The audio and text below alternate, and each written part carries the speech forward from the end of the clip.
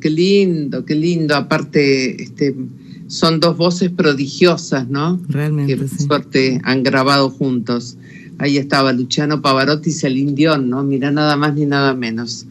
Bueno, nos vamos a ir a Mar del Plata, porque ¿Sí? ahí tenemos a alguien que está muy siempre interesado. Es periodista deportivo, se llama Mariano Cuaderno, y es interesante que hace un poquito de historia de lo que ya consideramos que bueno, lo vemos y no pensamos. Y a mí me apasiona saber siempre un poquito la génesis de todo, cómo empezó, cómo son. Y Mariano Cuaderno ya está en línea. Hola, Mariano. Hola, ¿qué tal? Muy buenas noches para vos, Tete, y para toda la audiencia. ¿Cómo estás? Bueno, bien, acá estamos con Irene, también Irene Córdoba. ¿Qué tal, Mariano? Buenas noches. ¿Qué tal? Buenas noches, Irene. Bueno, pues sabés que cuando empecé a ver un poquito todo el trabajo y tu inquietud y tu investigación, dije, qué bueno, ¿no? Porque hablamos de los clubes de fútbol, hablamos como si ya supiéramos todo, y a veces es interesante ir a los orígenes, ¿no? Por ejemplo, preguntarte, con un trabajo que has hecho, ¿cómo se fundó Boca y cómo se fundó River, por ejemplo? Y estamos hablando de los clubes más populares de nuestro país, en Argentina. Sí. Entonces, siempre es necesario recordar un poquito las raíces de cómo surgió todo esto. La historia quizá más conocida por parte de los boquenses sería la fundación de los clubes por parte de italianos, de inmigrantes italianos que llegaron a nuestro país, la conformación de los colores a través de una bandera sueca que llegó al puerto. Toda esas cosas son conocidas en cuanto a lo que es... Y aparte, bueno, genoveses, los geneises, ¿no? Exactamente, de ahí sale el apodo de geneises, porque eran genoveses quienes fundaron el club. Y por el lado de River también, con muchos inmigrantes que también se formaron, que utilizaron el nombre de River Plate para hacer referencia al Río de la Plata, porque también había muchos uruguayos que fueron parte de esa fundación. Pero acá lo que también quise hacer una reseña en este artículo que comentabas al principio, era de los estadios, ¿no? De sus casas, porque son escenarios que se han construido algunos años después de su fundación y han quedado para siempre. Sí, por supuesto. Bueno, y contame un poquito de la historia de los estadios. Bueno, esto de la construcción arrancó por el lado de River, que fue el primero que se hizo en el año 1935, y llevó 3 años hasta poder hacer digamos, su fundación, su cancha. Del bautismo de fuego, digamos, con el inicio de un primer partido, que fue en el año 1938. Sus arquitectos, José Aslan y Héctor Escurra, fueron quienes idearon y armaron un escenario que para la época era, como el nombre lo indica, no era monumental, era un estadio gigantesco para... por eso le dicen el Monumental, claro. Quedó como, claro, en ese momento era el escenario más grande que se podía ver en nuestro país, y fue obviamente que un suceso único acá en nuestro país en ese momento. Estamos hablando de la década del 30, ¿no? Finales de la década del 30, con su fundación el 26 de mayo. El primer partido de la inauguración del estadio fue el 26 de mayo de 1938, un día después de su aniversario 37. Recordemos que River fue fundado en 1901,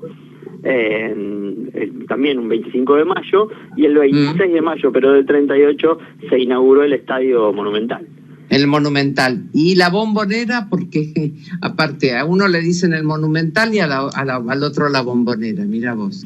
Exactamente, bueno, la Bombonera, el apodo va más por ser eso, por ser más cerrado, por ser como una caja de bombones, ¿no? De bombones, sí, claro. Exactamente, es como digamos, lo contaron desde el principio y así quedó su nombre, porque en realidad este diseño que tiene hoy la cancha de Boca es en parte similar a su construcción. Estamos hablando de lo que son las 3 bandejas, donde están los colores, ¿no? El azul en la baja, amarillo en el medio y azul también en la alta. Eso está desde su fundación, en 1940 fue. Acá la construcción arrancó, duró 2 años. En 1938 inició y fue finalizada el 25 de mayo de 1940 con arquitectos extranjeros, ¿no? Víctor Sulcic fue el proveniente de Rusia, junto con el italiano José Luis Del Pini, quienes se encargaron de la conformación de la Bombonera como nosotros la conocemos, ¿no? Como nosotros la vemos, pero sin el sector de palcos, ¿no? Que eso se hizo en una gran remodelación en el año 1996. Perfecto. Bueno, estamos hablando de los dos equipos más con mayor cantidad, más famosos, ¿no? Los más grandes, en realidad, de la Argentina. Exacto. Y en el mundo, por ejemplo, simultáneamente, hay también estadios importantes, por supuesto, desde ya. ¿Conocés características de alguno? Sí, bueno, en el artículo justamente arranco mencionando que el hincha fanático de fútbol, eso me pasa mucho a mí, ¿no? Pero yo creo que varios deben ser así, que cuando visitan algún lugar del mundo lo primero que piensan es el estadio más importante del lugar, para poder ir a verlo. Aquí hago referencia, por ejemplo, quien va a México, que este artículo sale para una revista que hace un argentino allí en México, quien va a México tiene que conocer el Azteca, no solo por lo que es el estadio en su magnitud, sino por lo que significa para Argentina, ¿no? Con el Mundial 86 allí. ¿Qué te parece? Levantando la copa. Es inolvidable, por supuesto, sí, desde ya, claro. Justo hoy hablé en el comienzo del programa con Macaya Márquez, ¿no? Sí, que Macaya ha ido a todos los mundiales y le dije cuál recordaba y dijo, bueno, indudablemente ese mundial es el que él recuerda. Pero ¿sabes por qué detalle? Dijo, porque todos los periodistas latinoamericanos vinieron a abrazarlo y a decirles el triunfo de Latinoamérica. Qué alegría. Mirá vos qué buen recuerdo, ¿no? De aquella final del mundial. O sea que en México sería el Azteca, que también es enorme, ¿no? Es gigantesco, ese estadio también tiene una capacidad para más de 85.000 personas y lo utilizan equipos de los más populares como el Cruz Azul y el América, y también estamos hablando de México. Si vamos a México hay una historia riquísima en cuanto a lo no futbolístico para recorrer, pero creo yo que el argentino que va a México necesita pisar el Azteca por esto que hablábamos, ¿no? Es un templo, escúchame, hay que ir a visitarlo desde ya, ahí está. Lo que es interesante también es saber qué pasa con las hinchadas, ¿no? De aquí, de los otros lugares. ¿Hay diferencias?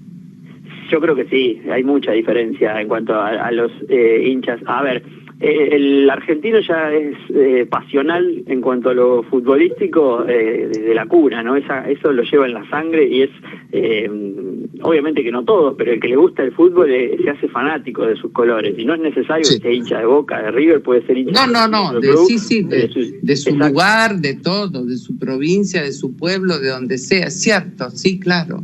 Y eso tiene que ver mucho con la pasión con el fútbol, por eso hacía referencia a esto de que si vos vas a algún lado, qué sé yo, si vas a Londres tenés que visitar Wembley, que también es un estadio mítico de ese lugar. Si pasás por Manchester, el Old Trafford de esa localidad es único, el Olímpico de Roma. Y si en Roma obviamente uno piensa en el Coliseo y toda la historia que tiene, pero el Estadio Olímpico es imponente, lo mismo que, no sé, en España el Bernabéu, el Camp Nou, el Parque de los Príncipes en Francia. Uno dice París y lo primero que piensa es el Arco del Triunfo, la Torre Eiffel, los monumentos únicos, pero el futbolero va directo a ver el Parque de los Príncipes. Bueno, viste que vos vas por el mundo y siempre descubrís los argentinos porque van con la camiseta de fútbol. Viajan por el mundo con la camiseta, con la remera. Exacto. Es impresionante eso. Si no es la de la selección, es la de sus equipos. Pero sí, claro. Pero bueno, por eso yo digo, qué bárbaro. Yo no sé si todos los países será igual, pero es como una cosa de identificación, ¿viste? De decir, bueno, yo soy esto, ¿no? Claro. Bueno, Capital Federal recibe mucho turista extranjero, lo hacía por lo menos antes de todo esto que estamos viviendo por la pandemia, pero y a ver, hablan un montón de idiomas, vienen de diferentes partes del mundo, pero a muy pocos ves con las camisetas de sus selecciones o de sus clubes. Sí, por eso es una característica típicamente argentina, es genial. Sí. Bueno, sigamos entonces con el tema de las hinchadas, que eso me Me interesa también ver las diferencias. Me ha tocado estar en algunos partidos en otros lugares del mundo. Bueno, en Estados Unidos, en la final de Italia con Brasil, Sí. Me impresionaba la quietud que tenían, Sí. ¿no? Encima Porque hacen como una cosa y Sí. Y yo digo, Bueno, el estadounidense en sí es muy frío para el fútbol. Sí. Encima, en ese momento, estamos hablando del año 1994, Sí. recién se empezaba a hablar de fútbol. De hecho, por eso se organizó un mundial en Estados Unidos, como para tratar de ampliar el mercado del fútbol a un país en el que todavía le había costado mucho llegar. Y tocó una final entre dos equipazos, pero que fue aburridísimo encima. Fue un 0-0 muy cerrado, se definió por penales ese partido. Claro, pero vos sabés que lo que pasó, ¿no? Yo había ido con un avión que se llamaba el Avión Fantástico, que era un montón de argentinos que habíamos ido y que nos quedamos sin ver a Argentina porque fue cuando le cortaron las piernas a Maradona, ¿no? La famosa frase. Y entonces en la final dijimos, bueno, está bien, vamos a ir por Brasil, por Sudamérica, pero había toda una cantidad una zona del estadio, toda de argentinos. Y ahí empezó el cantito ese, viste, vea, ya que no tienen hinchada, les hacemos la gauchada, era así, ¿no? Bueno, entonces, todo a Brasil, ¿no? Porque venía tibia la cancha, sin mucha, entonces, hasta que un grupo de la torcida brasilera nos puso un cartel enorme que decía Brasil, team fuera de droga. Ahí nos dimos vuelta todos y empezamos a gritar por Italia. Claro. Sí. Nos ofendieron, ¿viste? Pero bueno, pero me impresionó la pasividad que tenían en una final.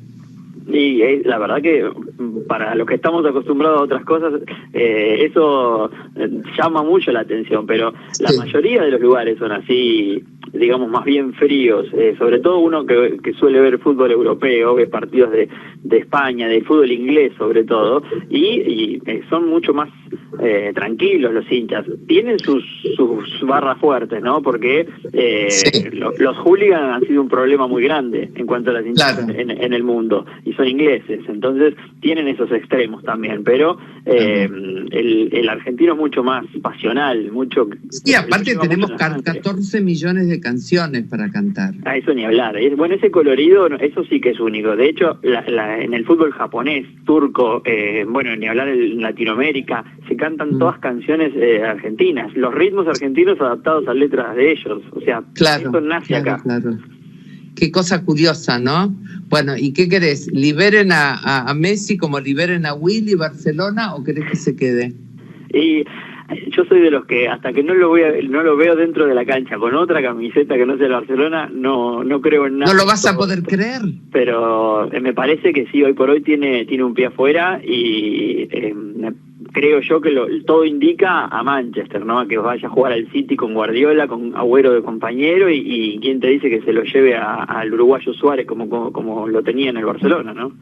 Lo que sería bueno, el Manchester tiene mucha plata, ¿no? Porque es capital de afuera, ¿no? Sí, la información que trasciende es que el ofrecimiento es de 750 millones de euros con 5 años de contrato para jugar 3 años en la Premier League, que es la liga inglesa, y disputar 2 en el New York City, en Estados Unidos, que es un equipo que tiene que también tiene los mismos dueños, digamos, y quiere que también vaya Messi al fútbol norteamericano, cosa que me parece a mí que a Lionel esa parte es la que no le convence. No, seguramente, claro. Bueno, habrá que ver negociaciones al fin. Bueno, y después, y de Mar del Plata, ¿qué me contás? Ya que estás ahí, de los estadios, de los clubes, todo. Y acá tenemos el Estadio Mundialista, que también fue realizado para el Mundial 78. Digo también porque en ese artículo menciono como uno de los sucesos más importantes de la historia del Monumental, la consagración de Argentina en el 78, ¿no? Ese Mundial muy nuestro, no solo por la organización, sino porque pudimos levantar la copa por primera vez, y ahí en el Monumental quedó creo yo, la marca más grande que ha tenido ese estadio, más allá de toda la historia riquísima que escribió River en sus años allí. Pero Mar del Plata fue parte de eso, con el... Sí, aparte del fútbol Minela. de verano, viste que es una tradición también, ¿no? Tal cual, y que la hemos perdido un poco. De hecho, el último verano no hubo, y bueno, el que viene, obviamente, uno ya da por descartado. Supone que no, claro. Ver, porque claro. ni siquiera sabemos si vamos a tener competición y demás, pero es un emblema. El clásico Boca River disputado en Mar del Plata es de lo más convocante para la ciudad, es importantísimo, y hoy por hoy tenemos un estadio que, si bien el municipio se encarga de mantenerlo de la mejor manera, porque es costoso mantener escenarios así como el José María Minela de nuestra ciudad, necesitan un poco también de la ayuda de quienes lo utilizan, y por eso hace poco han hecho una reunión Alvarado y Aldo Civi, que son los equipos de acá, Aldo Civi en primera, Alvarado en la segunda categoría, que son los que lo utilizan para mantenerlo. Pero es un estadio con muchísima historia también, el Minela, y han pasado jugadores de toda índole, ni hablar en el... Sí, todos, por supuesto. Contame un poquito dónde vas a publicar este trabajo que dijiste que es en México, y dónde la gente puede leer las cosas que escribís. En la revista se llama El Morfi, es una revista de un chef argentino llamado Rodrigo Carugati, que está viviendo allá hace muchos años, y se encarga de hacer esta revista, que es gastronómica y cultural. En México se vende esta revista en formato papel y digital, por eso es que tiene un link bastante sofisticado, pero para los argentinos es gratuita. Lo que sí tienen que hacer es ingresar ya sea a la red social, a Instagram o a Facebook, a donde dice Revista El Morfi, lo buscan así nomás, como Revista El Morfi, y ahí directamente solicitan el link y pueden leer toda la revista, que tiene historia del mate, tiene este mes sale un suplemento especial del mate, tiene también una descripción de lugares mexicanos, mucho de cultura, mucho de poema, de poesía, numerología, bueno, un poco de deportes. Yo esta es la 5ª vez que participo, y antes había escrito La mirada fanática, eso era muy personal, del Chavo, desde un argentino. Qué genial, claro, sí, claro, tal cual. Ese tipo de cosas a la gente en México le llama mucho la atención, la cultura argentina. Y bueno, y el último número fue muy especial también, te lo comento rápido, porque fue una conversación, entre comillas, actual, entre Mercedes Sosa y Horacio Guaraní, dos emblemas de nuestra música, que organizaban un festival con los artistas actuales más famosos. Entonces eso fue bastante loco. Lindísimo, claro que sí. Bueno, te felicito, me encanta todo lo que te interesa saber, no solamente de la actualidad, sino también de todo lo que fue pasando. Mariano Cuaderno, muchísimas gracias. ¿Cómo está el tiempo en Mar del Plata hoy? Muy frío, estamos a punto de recibir una ola polar toda esta semana para despedir. Sí, acá también, acá hizo frío, hoy a la mañana hacía 3 grados, sí, pero bueno. Exactamente, y bueno, y en fase 3 hemos retrocedido por la cantidad de casos que había, así que por ahora estamos un poco más guardados que antes, tratando de que pase todo esto. Ojalá que así sea. Gracias, Mariano, Bueno, un beso muy grande para vos, para Irene y para todo el equipo, y los seguiremos escuchando como todos los domingos. Bueno, muchas gracias. Chao. Saludos. Tete Costarot en Radio 10. En Pago Fácil.